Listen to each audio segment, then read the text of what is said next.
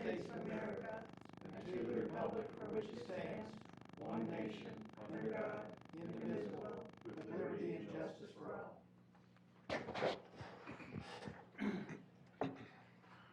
I'll make a motion to adopt tonight's agenda. Second. Motion made in second discussion. I'd like to move item G1 into the staff report. And that's the work meeting agenda.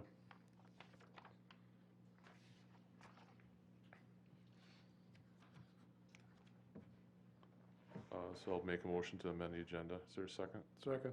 Motion made in second. Any discussion on the motion to amend? Hearing none, all in favor to the motion amend, say aye. Aye. Any opposed? No, motion passes. Back to the original motion. Any further discussion? To motion to approve the agenda as amended. All in favor, say aye. Aye. Aye.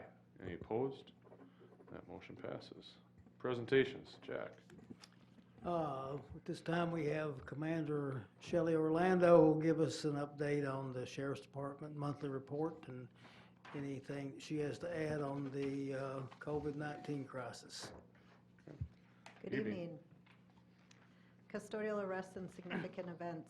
DWI. There were 4 DWI arrests in February. 2 vehicle stops were the result of driving conduct.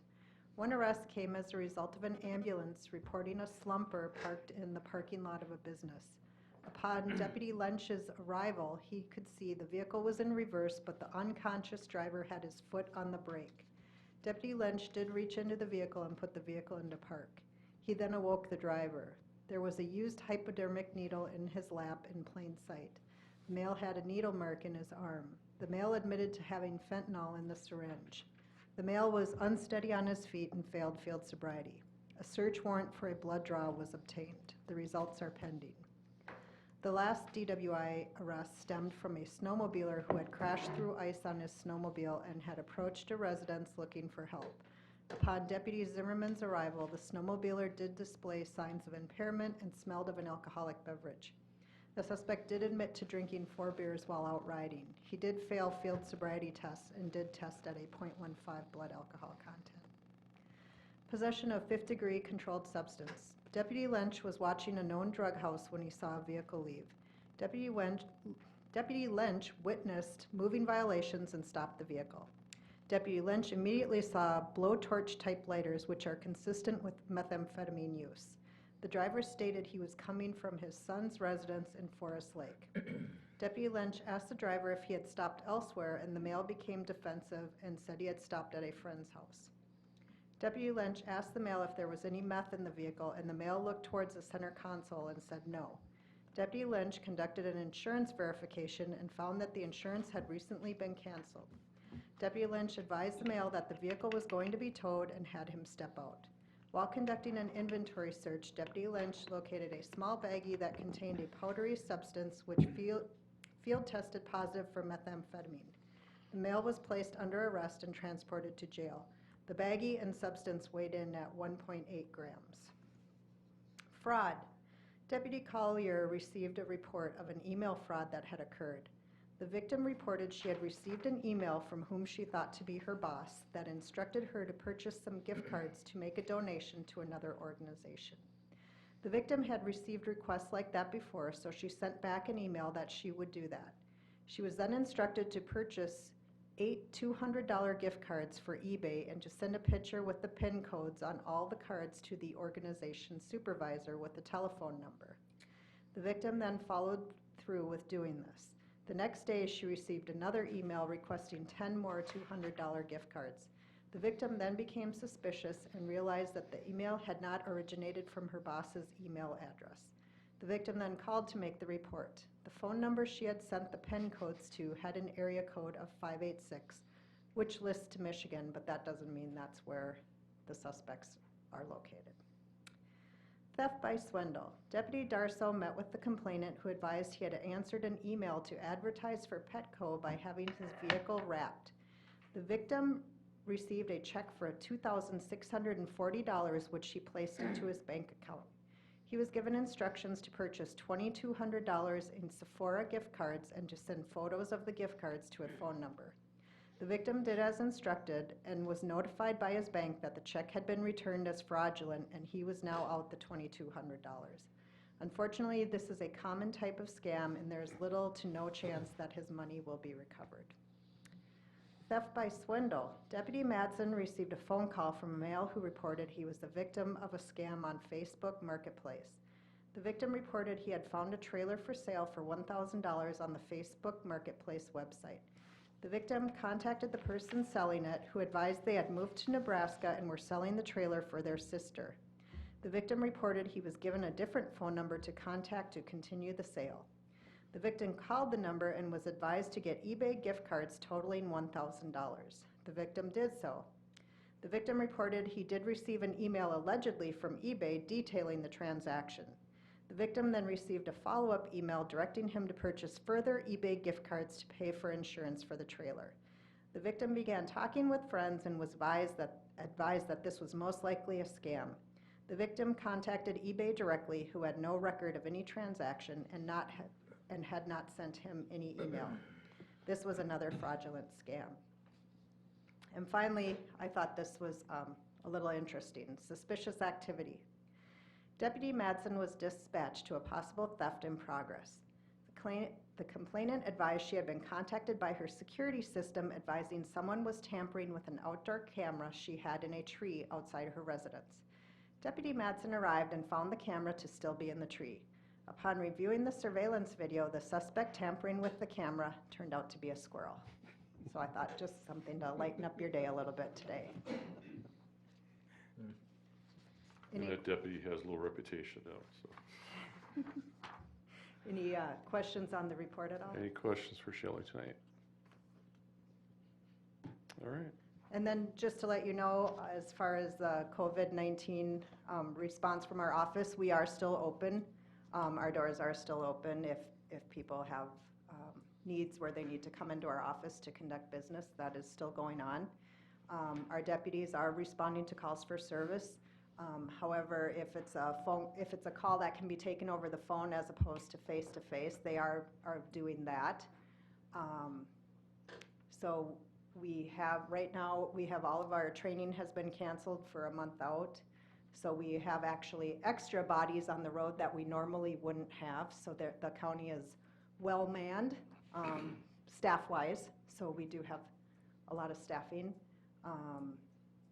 And we're all doing good, and we just encourage everyone to practice the social distancing that has been put in place. And definitely, if you have any questions about what you should be doing or how you should be doing it, please go to a website from the Disease for the Control Center for Disease the Center for Disease Control.gov, cdc.gov. They have information.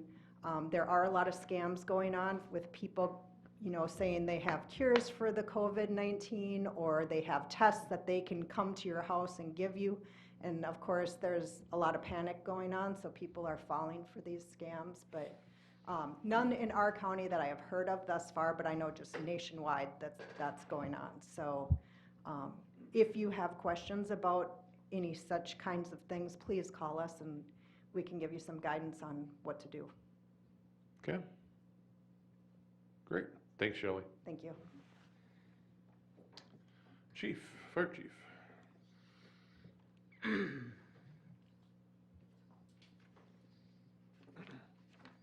Good evening, Mayor and Council. Evening. So February 2020, we responded to 53 calls, which was about 5 more than a year ago. 35 of those were medicals, but 7 were vehicle accidents. I don't quite understand why.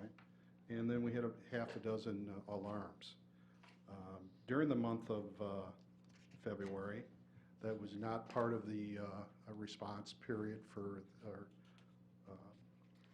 coronavirus. So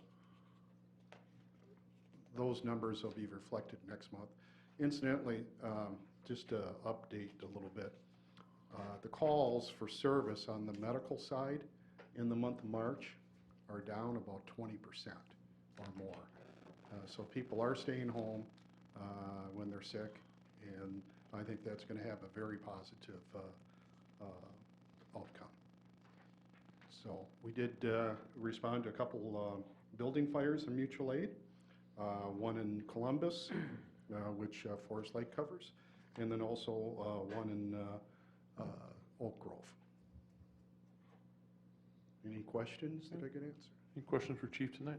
Mark, that reduction and everything, that's across the board. That's Alina, that's deputies, everything, right? Right, actually, Lina's reporting about a 40% Okay. reduction in medical calls. Calm before the storm, I don't know. Any other questions for Chief tonight? All right, Thank you. all right, thanks, Mark. On to consent agenda. I'll make a motion to adopt tonight's consent agenda. Second. A motion made and second. Any discussion? Can I pull item D, please? D's and dog? Yes. Okay. Any other discussion?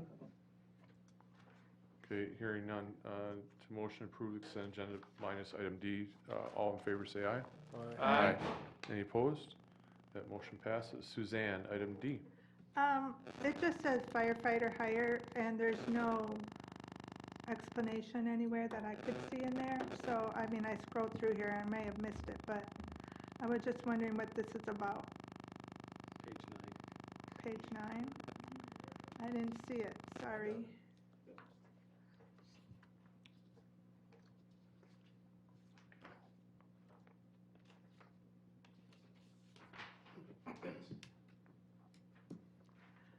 Okay.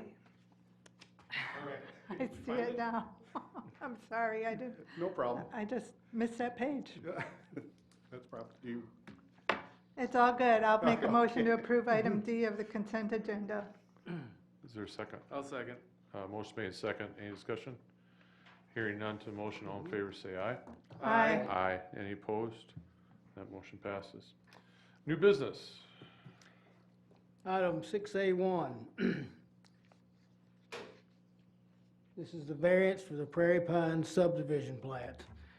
The developer is requesting a variance to allow a cul-de-sac length of 1,500 feet for the residential development known as Prairie Pines.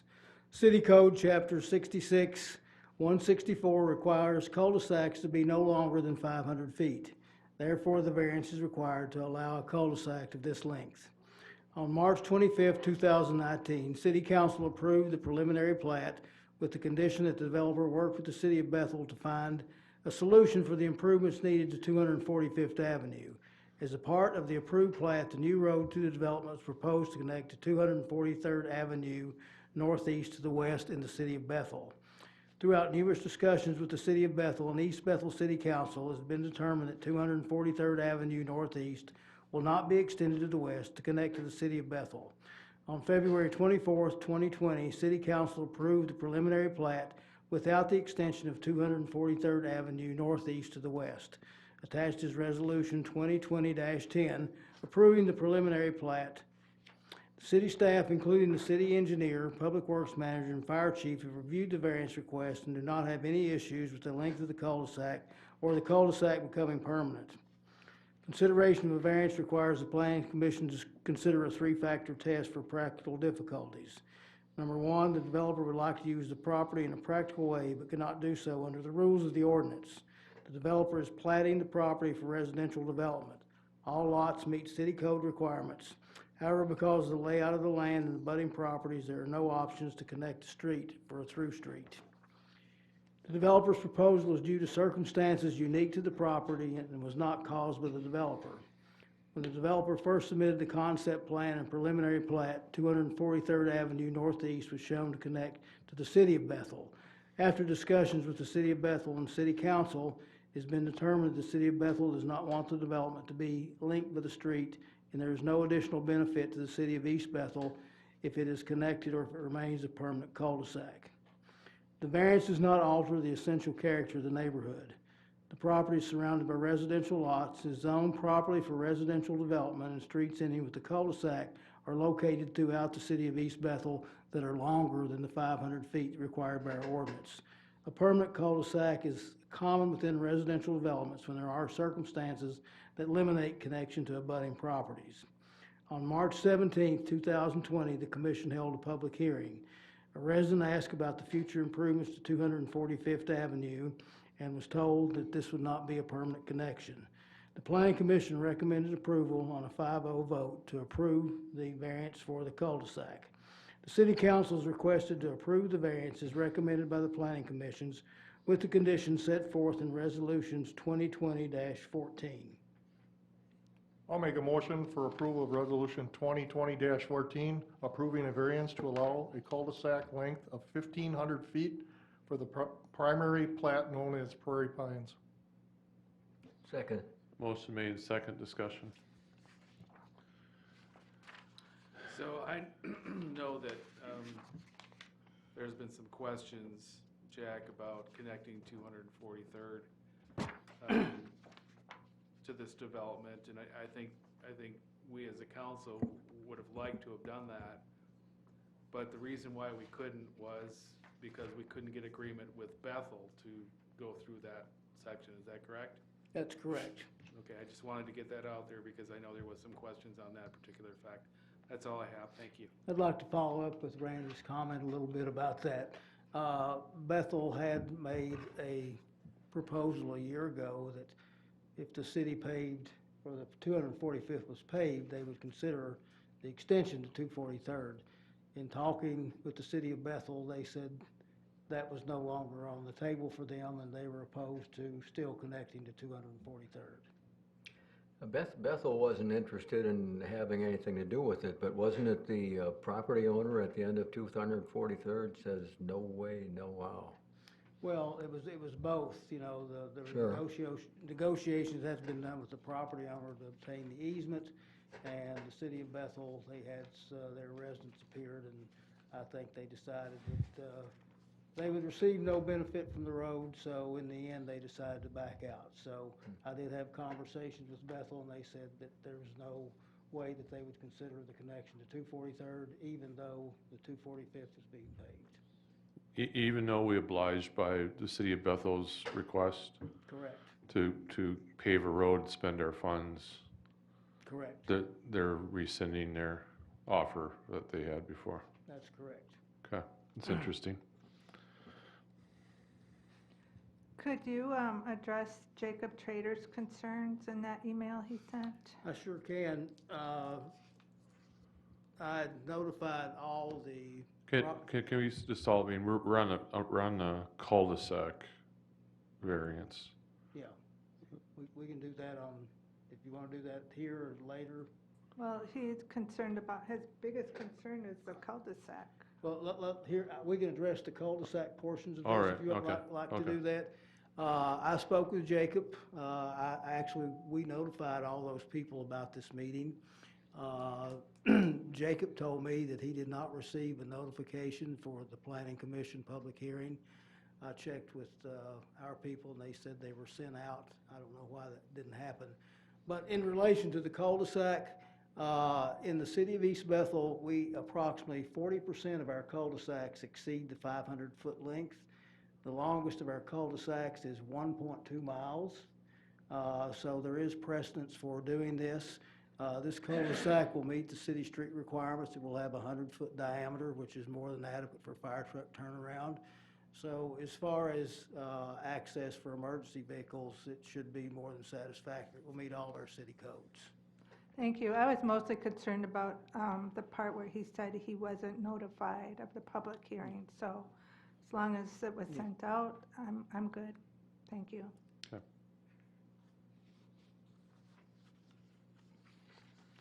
So any other discussion to the motion on the resolution? Hearing none. To the motion, all in favor, say aye. Aye. Aye. Any opposed?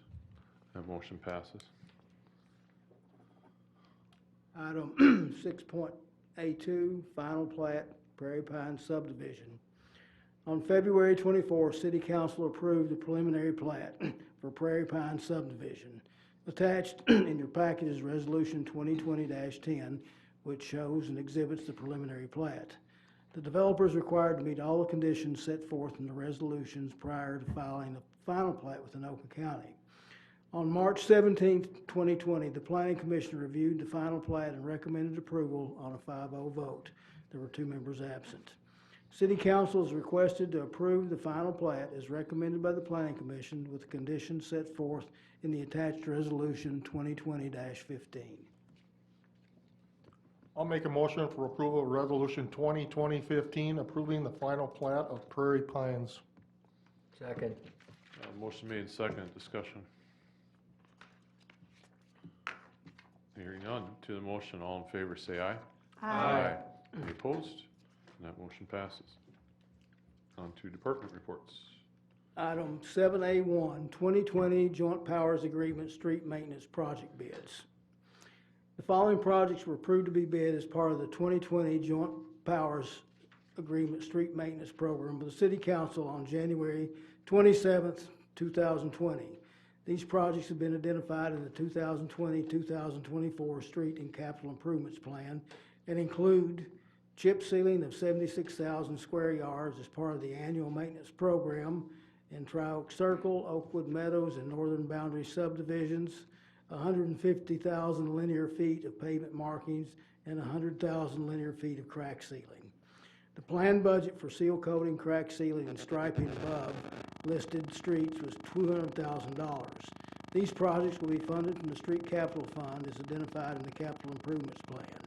On Friday, March 13th, the City of Coon Rapids received an open bid for the North Metro Street Maintenance Program. The bid costs for our portion of the JPA project were $156,266 and are itemized as shown in your packet. The bid results are consistent with past costs and budgeted in the 2020 street capital plans and are below the budget for this project.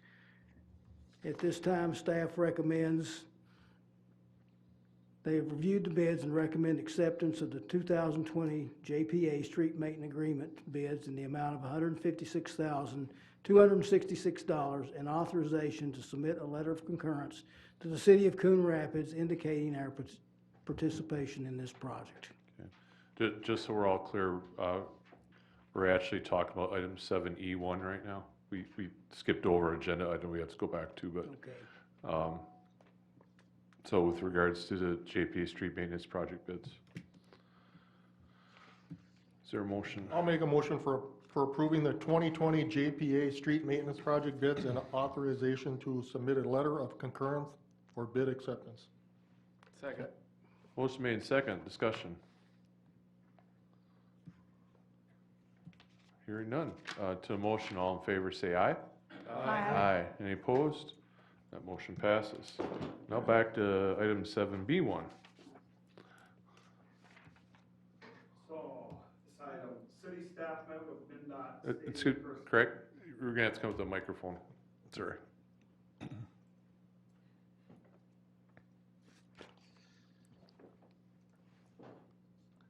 City staff met with MnDOT state aid personnel on Thursday, March 12th. The meeting was held to discuss the Trunk Highway 65 Service Road project.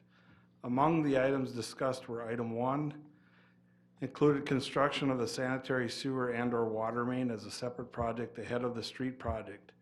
Separation of this portion of the project as a separate bid is not recommended and could create issues with the obligation of funds for the service road. The required environmental documents that are needed prior to construction of the street project will most likely show that there is at least one endangered species within the project limits, the northern long-eared bat. With this species present, warm weather clearing and grubbing is highly restrictive, even for the city's utility project. The federal review will consider the utility project tied to the street project regardless of the funding source. If warm weather clearing is requested, another layer of federal review will be required, which still may not grant permission. This extra layer of federal review will add approximately 6 weeks to the environmental documentation review. Therefore, staff is recommending that the project start after November 1st, 2020 and follow the schedule as presented in item 5 of this write-up. This change only rearranges the sequence of required activities and does not alter the original project completion date. The second item we discussed and clarified the 187th Lane intersection and the inclusion of 186th Avenue as the south leg of the roundabout is eligible to use for state aid funding construction. Third, relocation of the golf green, hole 5 on Vikings Meadow is also eligible for federal funds. Item 4, a dedicated left turn lane on Viking Boulevard, if it is required, would likely be eligible for federal funding. Staff will be requesting additional funding over the $3.2 million currently allocated for the project. MnDOT state aid will rule on this request within the next 4 to 6 weeks. Item 5, we discussed the project schedule. The state and federal review process was reviewed with regards to the overall project schedule and the above information. The following is a summary of the current recommended project schedule. The project will be added to the STIP. This was done via amendment Monday, March 16, 2020 by Lisa Daniels of the State Aid Office. This is going to take about 3 months to get that project added to the STIP. The project memorandum, which is the main document that the federal government goes by, that could be approved by early July. The project memorandum must be approved before the plans for the project can be approved, but the plans can proceed concurrently. MnDOT state aid must submit an approval of authorization from the federal government to encumber the money before the project goes out to bids. This request would be sent the first week of August of 2020.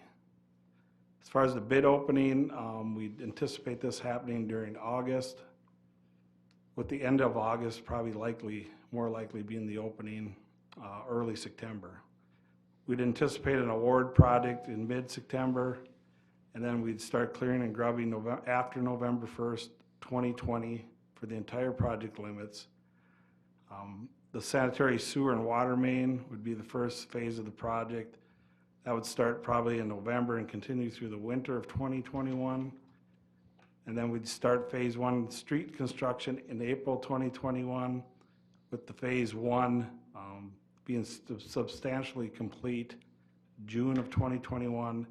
Then the phase 2 street construction would concurrently or no later than immediately following phase 1 completion, with an anticipated project completion by November 1st of 2021 of the entire project. So with that, I would stand for questions. Questions, Craig? How have we communicated this to the developers, to the schedule? Does that still fit within?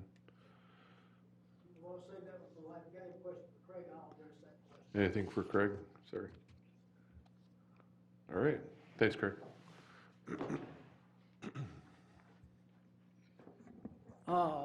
Yes, we have communicated this to the developer, and the developer is kind of like us.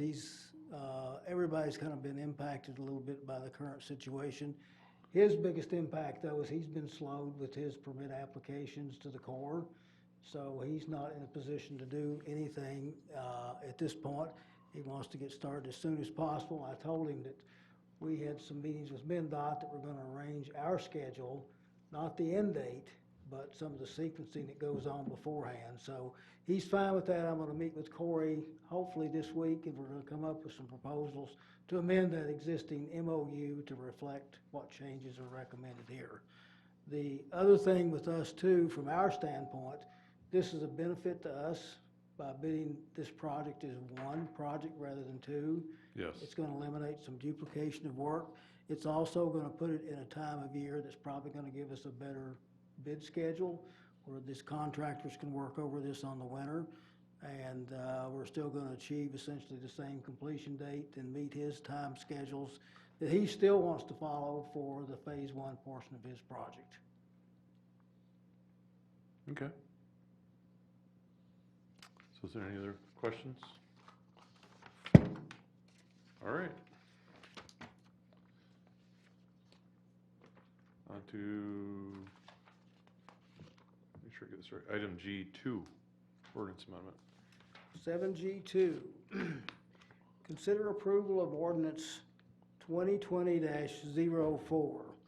City Commission protocols were reviewed at the October 7th, 2019 and March 2nd, 2020 City Council work meetings. Council discussed the current processes of incumbent commission reappointments, commission pay increases, need for an attendance policy, chairperson's terms, and dual commission memberships. As a result of this discussion, Council's direction of staff was to bring the commission pay increases, need for an attendance policy, and dual commission memberships back to council for consideration. As City Ordinance Article 4, Boards, Committees, and Commission requires an amendment relating to council persons as an ex officio council members, staff proposes to incorporate the addition regarding these changes, dual commission memberships, and attendance as part of the ordinance amendment. These changes are presented in attachment 2 of your packet in a red line version. The matter of increasing the compensation for commission members will be addressed in the preparation and adoption of the 2021 budget. At this time, staff requests council consider approval of the proposed ordinance changes, Article 4, Boards, Committees, Commissioned, as exhibited in attachment 2 of your packet. Is there a motion? I'll make a motion for the approval of the proposed ordinance changes, Article 4, Boards, Committees, and Commissions is exhibited in attachment 2. Second. Motion made second, discussion. Hearing none, to the motion, all in favor say aye. Aye. Aye. Any opposed? That motion passes. And G3. Item 7G3, 245th Avenue paving project. Consider approval of the City of East Bethel's participation in the 245th Avenue paving project. 245th Avenue originally was a boundary street between East Bethel and Athens Township. Due to gradual shifts of this unpaved road, the existing travel portion of the street is almost entirely in Athens Township.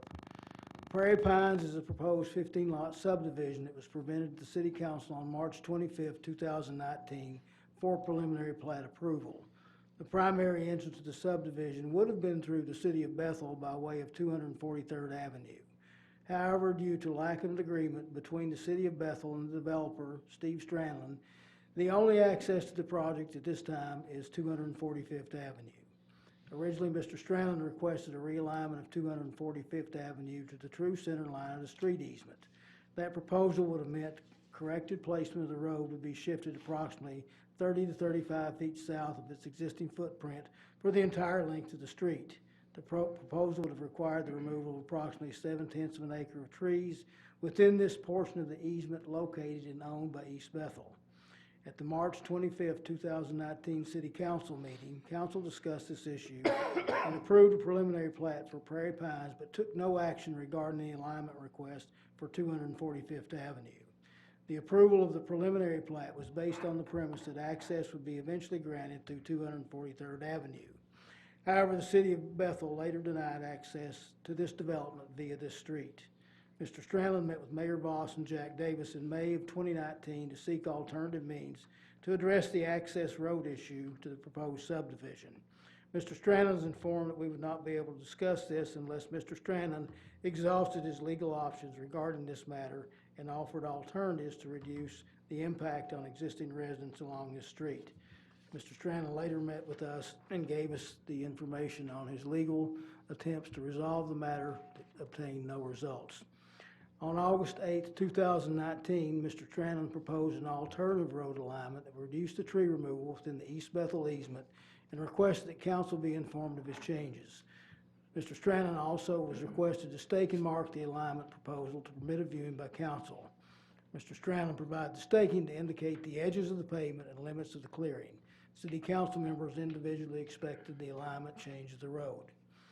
Mr. Stranlin's proposal would realign the paved portion of 245th Avenue to be entirely in Athens Township to reduce the impact on the 4 East Bethel residents fronting this street.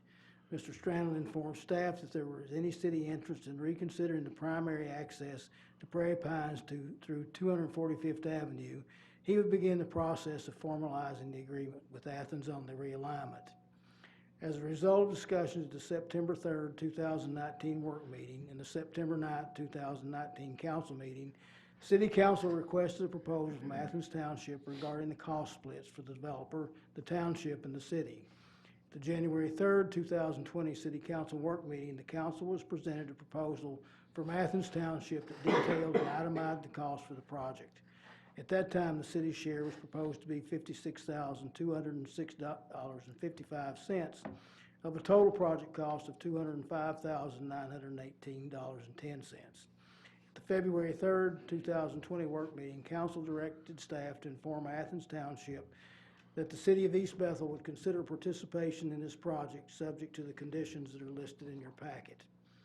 The East Bethel City Council also discussed this project at a work meeting on February 4th, 2019 and March 11th, 2019.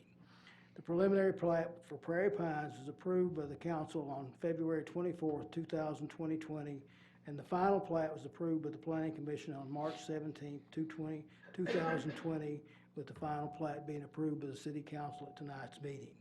The city's concerns with the project's original memorandum of understanding with Athens Township have been addressed, and the proposed memorandum of understanding satisfies the directives of the City Council.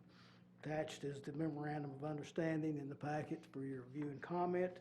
This time, city staff requests City Council approve the memorandum of understanding with Athens Township for the 245th Avenue paving project as exhibited in Attachment 1. Move for approval of the memorandum of understanding described by the city administrator, also exhibited in Attachment 1. Second. Motion made in second. Discussion. Jack, there was a letter that was submitted today, I believe, from the traders at 400 to 445th. I think most of these issues have been brought up by them in the past. The one item that's in there that I think is worthy to discuss is the request to put stop signs at the intersection with 245th. And so that's going to be a three-way T, right? Correct. There's no curve to the road at all? No. It's a straight T? It's a Okay. 90-degree intersection. Personally, I think it's a reasonable request, considering we're going from a gravel road to a paved road, which in all likelihood will tend to increase speeds when you do that.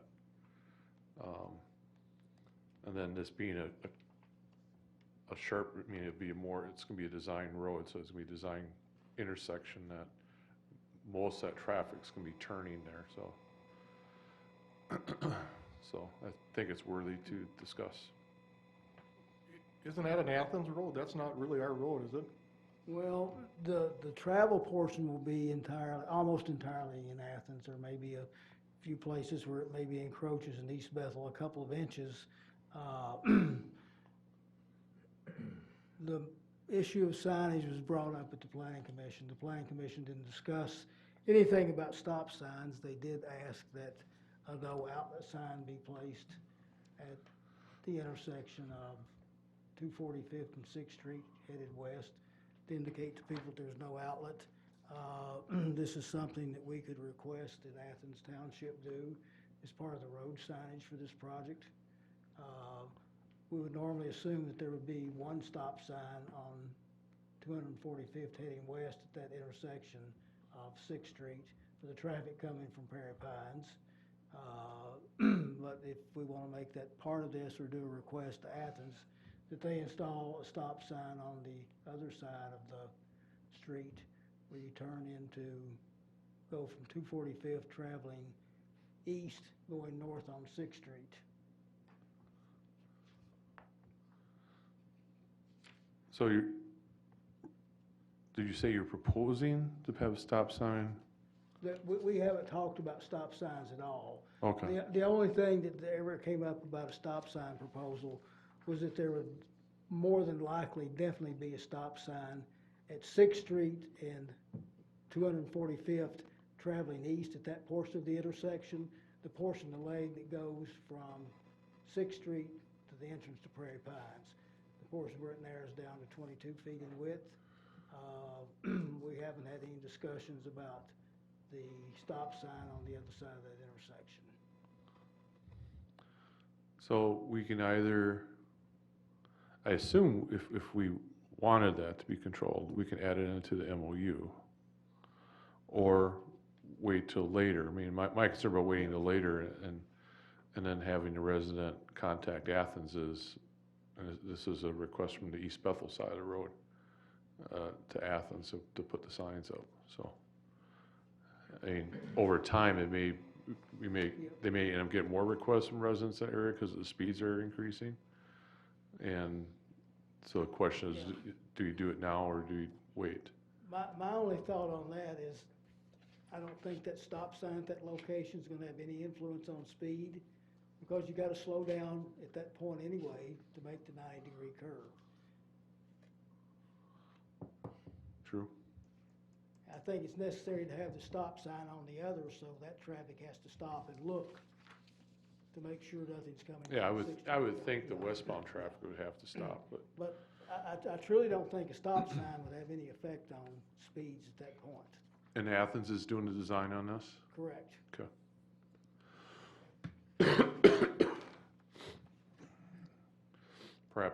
Perhaps then it's better to contact Athens and talk about it as part of their design, so. I really think it would be, but again, that stop sign, if that road were just going straight through there, or there was a curve, it may have some impact on it, but with that intersection, you're only gonna be able to take it at probably 20 miles an hour safely anyway, so. Okay. Is there any other discussion? Okay, to the motion, hearing none, to the motion, all in favor, say aye. Aye. Aye. Any opposed? That motion passes. Item 4. Item 7G4, consider approval of the joint resolution 2020-16, a joint resolution as to orderly annexation. On May 31st, 2012, the East Bethel City Council approved an agreement with Athens Township to not initiate annexation proceedings concerning lands within Athens Township for a period of 25 years. This agreement was part of the negotiations involving the GRE relocation of a proposed 69 kV utility line through the city of East Bethel. In return for Athens' approval to reroute the line through a portion of their township that would correspond to the preferred location by the city, the council approved this agreement as exhibited in Attachment 1. As a condition of the memorandum of understanding for the 245th Avenue paving project, Athens Township is requesting an extension of 10 years to the 2012 agreement. The proposed extension is exhibited as Attachment 2 in your packet. Staff recommends City Council consider approval of Joint Resolution 2020-16, a joint resolution as to orderly annexation. You want to grab him? He's going to forget his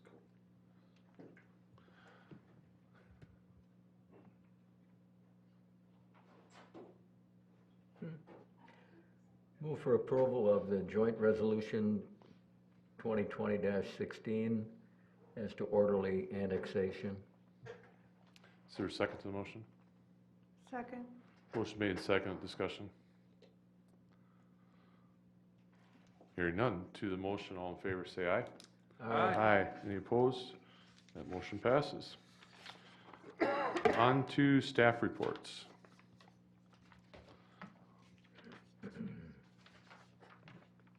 As part of the staff report, item 7G1 was moved here, and that's the setting of the agenda for the April 6th City Council work meeting. Items that could be included for discussion are issues related to the current COVID-19 issue that we're facing. Also, we'd like to discuss a consideration of maybe granting a seasonal or a prorated on-sale liquor permit. Also, we're going to hopefully have a meeting with the East Bethel Village Department developers to give you an update and some discussions on that. I don't know if that meeting will take place before then. We'll try to arrange it and add that to the discussion. Also, at that time, we can also add the fire duty crew discussion on that. Okay. So the reason I suggested we move this agenda item into the staff reports for two reasons. One is we kind of discussed it at an earlier meeting about whether we hold the work meeting based on what's going on all around us right now. But also that staff and the fire chief, we've been discussing how to make these meetings virtual, meaning we don't have to be here. We can conduct our council meetings remotely without having to be in attendance. And I know Jack's talked with the city attorney a few times about this as well. And so what I wanted to throw out there for discussion on this item is I think staff's getting closer to finding the right product to use. And do we want, if we can get that set up this week, do we want to attempt to do this virtual meeting as our work meeting next week, rather than wait till the next council meeting to try it? So maybe firstly we want to talk about the virtual meeting aspect of this. We have looked at several different products, and at your DSI listed an attachment of the things that we've looked at. The product that we found that we will probably suit our needs in the short term is a WebEx virtual meeting application. Mark demonstrated that to me with a meeting that he had with some of his firefighters on different communities last Thursday. He also had a meeting this morning at the fire station and conducted the meeting with that product this way. Later on this afternoon, we tested it out too by linking all the staff members. Nobody was present in the same room, so it was myself, Mike from home, Stephanie from home, Carrie here in the office, Mark in the fire station. Everything seemed to work fine, and we'd like to recommend that as a platform we'd use for the virtual meetings. I think if we have it on the 6th, if we have any little bugs in it, we can certainly work those out and have it perfectly perfected for the council meeting on the 13th, if we want to go virtual then. So what we were talking about was all the council members will be working remotely, so presumably from home. You just have to have a laptop that's got the camera function.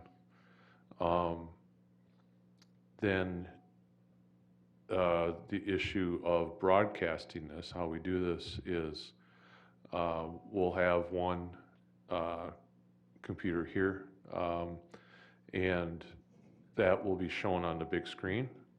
And then our video system will record what's on the big screen. Yeah. So not only will the meeting then be recorded for playback, we can also broadcast it live on cable as we do our regular meetings. So We have one other option to do that too. We can even take one camera and focus it on the big screen and do the same thing as an additional computer hookup. well, except we need to show all five. It would show everything. It would show all the picture-in-a-picture capsules of the council meetings too. What is shown on whoever logs in here would have a screen, Right. and then that screen, we just hit this little thing here to display it up on the big screen. The camera would take it off the big screen and be able to broadcast and Okay. record the sound. And then we'll need to have a laptop with a camera at the podium, in case we, do have agenda items where there's public involved or there's a speaker, the fire chief's here, things like that. So then they can be part of that as well. I think the cost aspect of this was incredibly reasonable. Approximately $40 a month. Yeah, it's, so that's kind of a no-brainer. And then if you haven't seen the WebEx meeting, I wish we had a screenshot from this morning, but basically, the bigger part of the screen is the person that is speaking at the time. And then, so then the other council members will be on the bottom. There'll be one for Jack, one for Chris, who will be remotely as well. And then the software automatically detects what speaker is speaking, and it switches that to the big picture.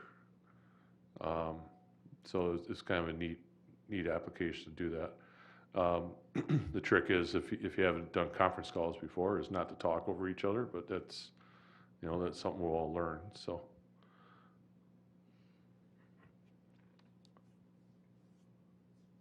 So this way we can preserve having our work meeting, and give us a trial run. So, thoughts? My only thought is that Zoom is free, isn't it? So why wouldn't we do something This is that's free? Cisco WebEx. They have hundreds of thousands of these things. I mean, it's very sophisticated. If you, the handout that I left at your desk, it compares the two, and there are certain advantages of this over Zoom.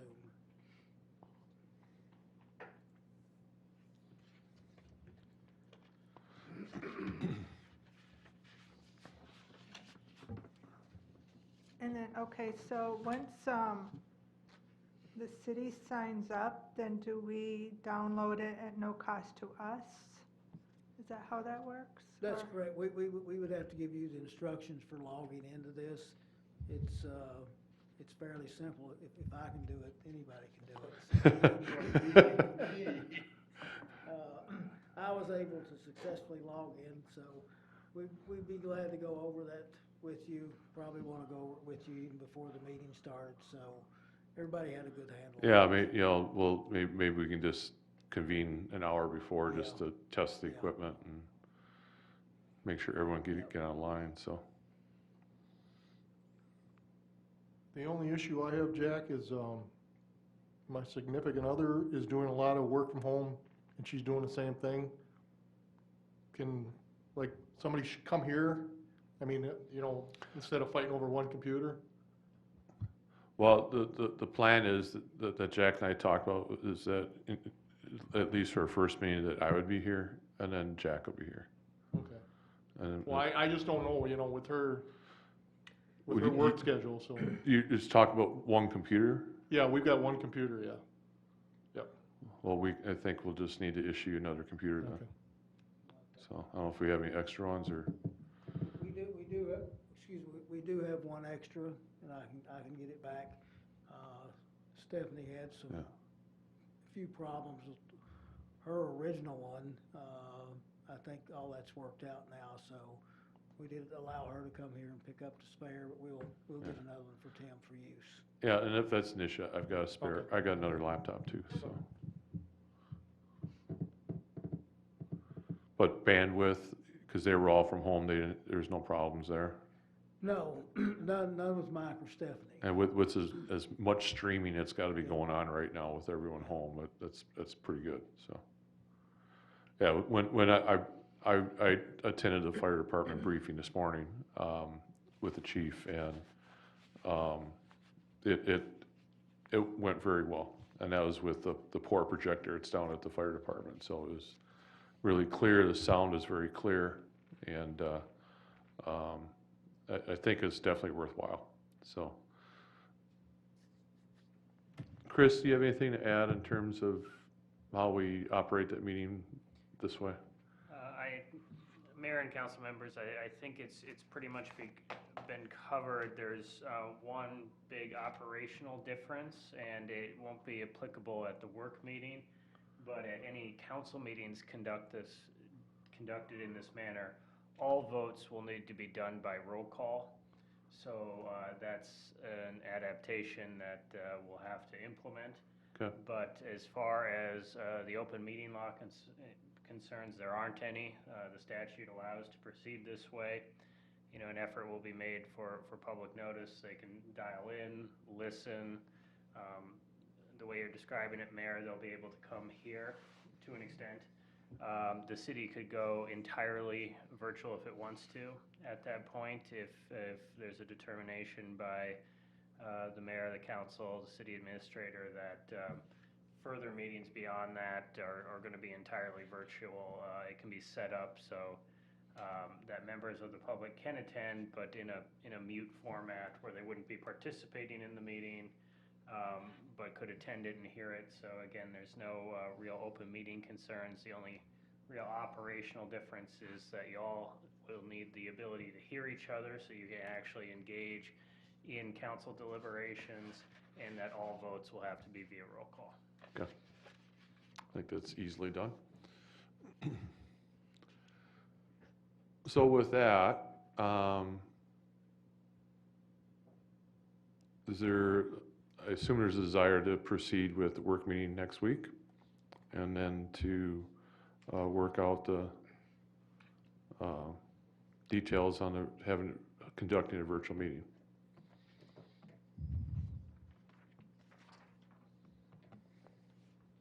I hear no objections, so do we have a motion to approve the agenda for a work meeting? I'll make a motion to approve the agenda for the work meeting on April 6th. Is there a second? I'll second. Motion made second. Discussion? Hearing none. To the motion, all in favor say aye. Aye. Aye. Any opposed? All right, that motion passes. So our work meeting agenda is set, and we're going to proceed towards getting set up with all the council members.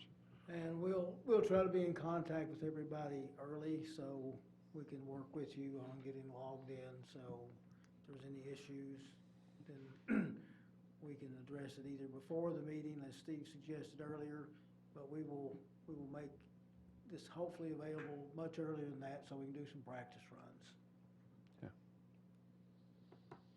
All right, and then continuance of your staff report. With the local emergency declaration that we passed last week, we have the ability to suspend peddler's license. We currently have one person that does have a peddler's license, but this is getting to the start of the peddler's license rush season, and by that, I mean, this is the time of year we start getting a few applications from students who are going around selling books and magazines. In light of the situation we currently have, we might want to consider suspending that for the time being.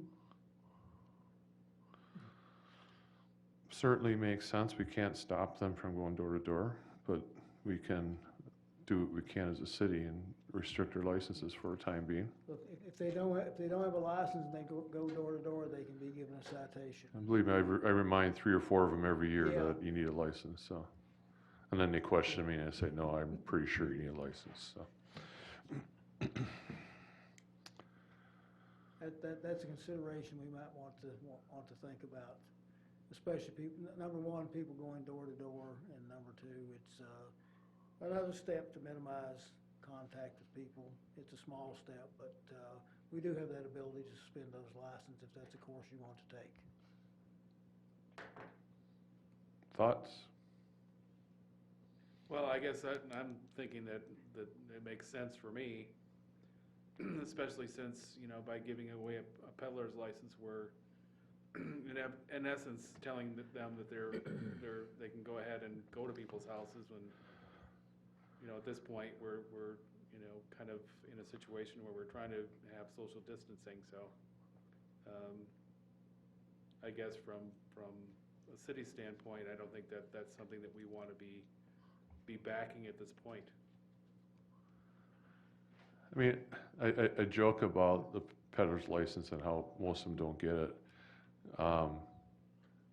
I'd hate to stifle the ones that have been from getting it.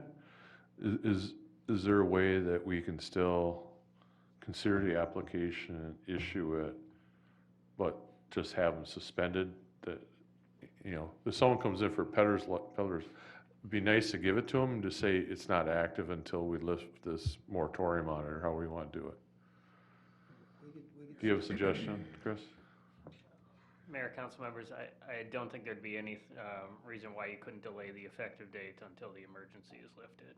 The emergency will have to be formally continued or lifted in accordance with the statute, so there's no reason why there couldn't be a delayed effective date. So we can issue the permit, but it's just not effective. Not effective until the city emergency is declared over by the council. Okay. My question on that would be, there's a cost for the permit to be a peddler. So, you know, I guess I would be a little, reticent about getting a peddler's license if I'm paying for the full year and it's being suspended until an unknown date in the future. I'm sorry, Randy, it's really hard to hear you. I'm sorry, I'll try to speak up. That's good. I guess my concern is that if, the peddler's license, there is a cost to that. And so I would, if I was a peddler, I would be a little nervous about paying that for the entire year when I don't know when the suspension is going to be lifted. There's two ways to pay for this. It can be paid monthly. We can issue a monthly license or an annual license. The monthly license is $85. The annual license is $1,000. I don't know that we've ever issued an annual license. Most people that get this just get it on a monthly basis and then renew it. So then my question then would be, why would we even do the monthly license until after, That we would makes a lot of suspend it? sense. Yeah.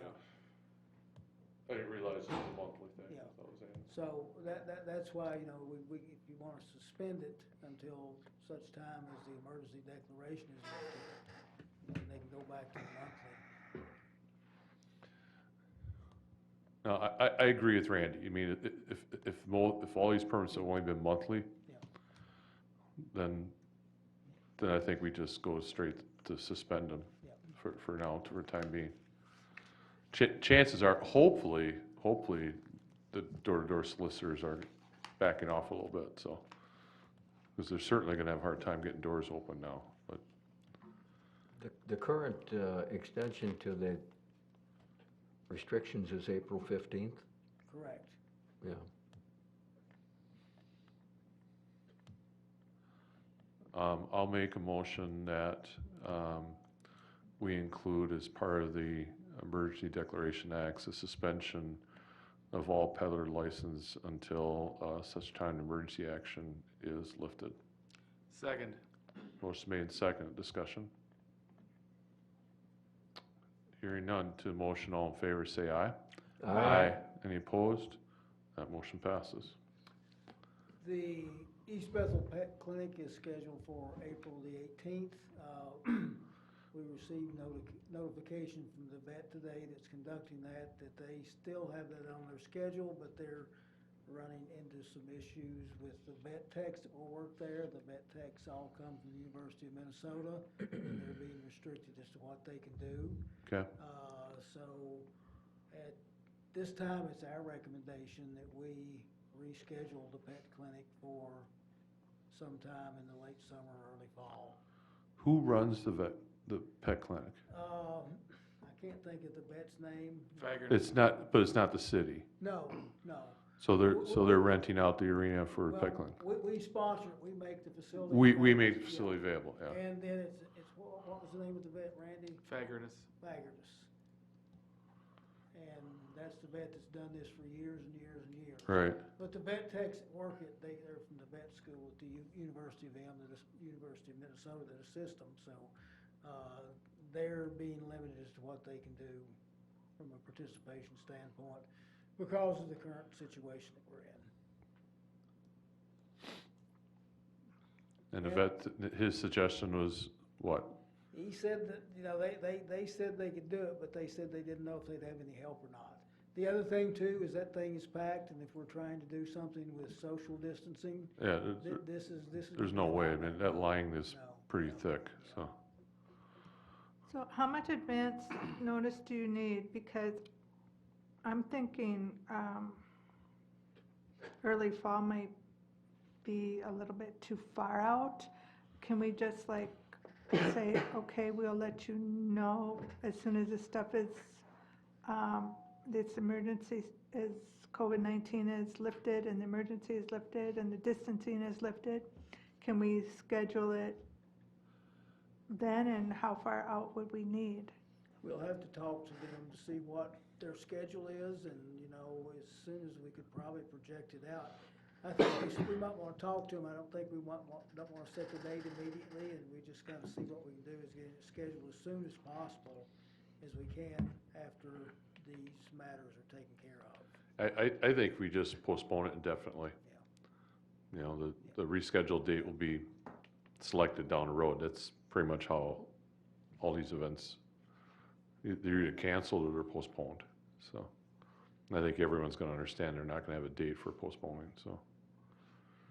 But, I mean, it does create an issue, cause, you know, there's animals that are gonna be, you know, up for their shots, and, you know, they're gonna have to find another means of doing it, so it's probably better that we do cancel early, so let these folks know, so.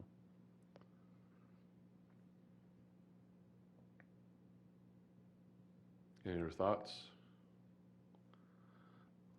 I'll make a motion that we postpone the annual pet clinic at the Ice Arena. Postpone that indefinitely for a date to be determined in the future. Second. Second by Tim. Any discussion? Hearing none. To the motion, all in favor, say aye. Aye. Any opposed? That motion passes. And my final item is, do we want to discuss the town hall meeting? We only have one more council meeting before the town hall meeting. I'd like to suggest we add that to the agenda for the work meeting, actually, because,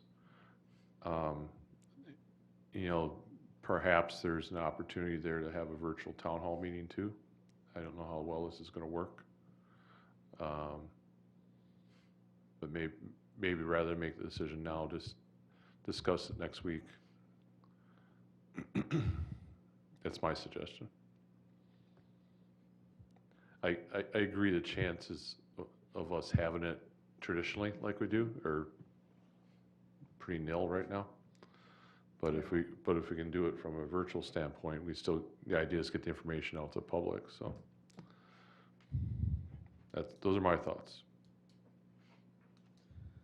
Work I meeting wouldn't sounds- mind, I'm sorry, Randy? I wouldn't mind having the town hall meeting being virtual. I think we're gonna be running into larger problems than just having council meetings as a virtual meeting, due to the fact that you're gonna have to basically train the public in how to engage us in a virtual concept, or we would have to find something that may be a little easier. Now, I know that WebEx will, with the version that you're talking about, will allow up to 200 people onto one conference call. But again, it's going to be, are we going to have to, make a big, training session out of getting people to know how to log on and actually then, of course, how do you actually control the format? And maybe that's possible by allowing who can speak and who can't through WebEx, but I think that's something that is going to have to be looked into much deeper before we can say, yeah, that's a good idea. Well, I think the only hurdle is how do we broadcast it in real time online? Because in terms of taking questions and hearing comments, I participate in conference calls with hundreds of people, and you always just, you either message in your question or or email your question into the moderator, and then they bring it up. So I think that aspect of the feedback or the questions we'll be able to handle. It's just how we allow the public to see it in real time. That, I think something maybe we can get worked out here in the next couple of weeks. I mean, maybe it's straightforward, I don't know, but I mean, it's something we can ponder over the next week, before we talk about it, at work meeting, so. Very well, I'm open to that. So, yeah, I'm not interested in having 200 people on a WebEx at one time. It couldn't get a screen big enough there, so. Any other thoughts? Okay. So we'll just add that to our agenda for work meeting. That's all I have. Okay, council reports. Suzanne, I have nothing. Randy, I have similar nothing, except that I would just, want to let everybody know that, we would very much like, for this to be over just as much as all of you would. But, try to, just keep on with your lives and hopefully, we can get through this together. Thanks. Tom, I would agree with Randy. It's well said, Randy. A good message. okay, Tim, Last week, we had a planning commission meeting. We had a short one. It was just 2 items on there, the Prairie Pines variance and the final plat. We had a Upper Rum meeting. It was a conference call. It worked out well. We prioritized our projects for next year. ACD gave us some work results from 2019, and we okayed their 2020 work contract with ADC. And my last question is, Jack, with this emergency, are we keeping track of all of our expenses? Because somewhere down the line, we're going to get reimbursed. We certainly are. Okay, thank you. okay, is that it? That's it. Okay, I just want to just convey to the residents that we are maintaining the city operations as best we can with quite a few adjustments, as everyone else has made, and we're working to keep access to not only city staff but to council members and to these meetings. Which is very important that we maintain these in a fashion. And so there'll be I'm impressed at the patience that people have shown, the public has shown in every aspect of this crisis we're in. And I think as long as we try to comply and follow all the mandates and the suggestions and recommendations of staying away from others to the best that we can is going to help everyone, not just yourselves, but your families, your neighbors, your kids, everyone. So together we'll all get through it. So with that, take a motion to adjourn. I'll make a motion to adjourn. Is there a second? Second. Motion made and second. Any discussion? Hearing none. All in favor, say aye. Aye. Aye. Any opposed? The motion passes. It means adjourn. Thank you.